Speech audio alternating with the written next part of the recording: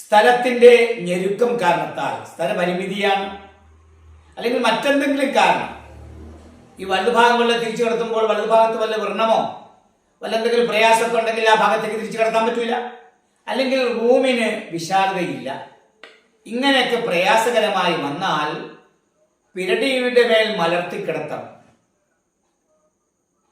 അപ്പോൾ ഈ മരണാസന്നമായ രോഗിയുടെ മുഖവും കാൽപാദത്തിന്റെ അടിഭാഗവും കിബിലിലേക്ക് ദർശനം വരണം. അപ്പോൾ എങ്ങനെ കിടത്തണം? കിഴക്ക് പടിഞ്ഞാറായിട്ട് കിടത്തണം. കിഴക്ക് ഭാഗത്തേക്ക് തല പോകണം, പടിഞ്ഞാറ് ഭാഗത്തേക്ക് കാല് പോകണം. അപ്പൊ കാലിന്റെ അടിഭാഗം വെളുത്ത ഭാഗം കിബിലിലേക്ക് ദർശനം വരും. മുഖം കിഴക്ക് ഭാഗത്ത് നിന്ന് മുഖത്തിന്റെ ദർശനം കിബിലിലേക്ക് വരും. അപ്പോൾ എന്ത് വേണം? അല്പം തല ഉയർത്തി വെക്കണം. തലയണയോ മറ്റെന്തെങ്കിലും കൊണ്ട് തല അല്പം ഉയർത്തി വെച്ചാൽ മുഖത്തിന്റെ ദർശനം കിബിലിലേക്ക് വരും.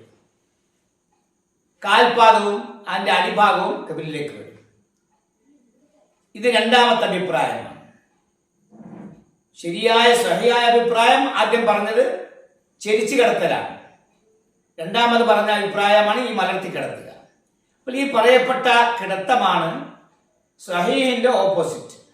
ഇമാം ഹറമൈനി എല്ലാം പറയുന്നത് അലൈഹി അമലുന്നാസ്, ഈ കിടത്തത്തിന്റെ മേലാണ്, ഈ മലർത്തി കിടത്തുന്നതിന്റെ മേലാണ് കിഴക്ക് പടിഞ്ഞാറായിട്ട് കിടത്തുന്നു. തല ആ കിഴക്ക് ഭാഗത്ത് പോകുന്നു, കാല് പടിഞ്ഞാറ് ഭാഗത്തേക്ക് പോകുന്നു. ഈ രീതിയിൽ കിടത്തലാണ് ജനങ്ങളുടെ പ്രവൃത്തി. ജനങ്ങൾ എല്ലാവരും ചെയ്യുന്നത് ഇങ്ങനെയാണ്. മഹലിയിൽ കാണാം, നബി റഹ്മത്തുള്ളാഹി അലൈഹി മജ്മുഅൽ പറഞ്ഞതായിട്ട്. തുഹഫയിൽ കാണാം, ഇബ്നു ഹജർ റഹ്മത്തുള്ളാഹി പറയുന്നു.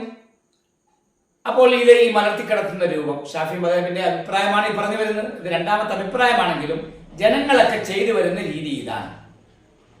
ശറഹുൽ മുഹദ്ദബിൽ പറയുന്നുണ്ട്, ഈ ആദ്യം പറഞ്ഞ രൂപം വലതുഭാഗത്തേക്ക് കിബിലിലേക്ക് ചെരിച്ചു കിടത്തുക, രണ്ടാമത് പറഞ്ഞത് മലർത്തി കിടത്തുക, ഈ രണ്ട് രൂപത്തിന്റെയും ഇടയിൽ ഇത് പ്രയാസകരമായി വരുമ്പോൾ, വലതുഭാഗത്തേക്ക് ചെരിച്ചു കിടത്തുക പ്രയാസകരമായി വരുമ്പോൾ ഇടതുഭാഗത്തിന്റെ മേൽ ചെരിച്ചു കിടത്തുക.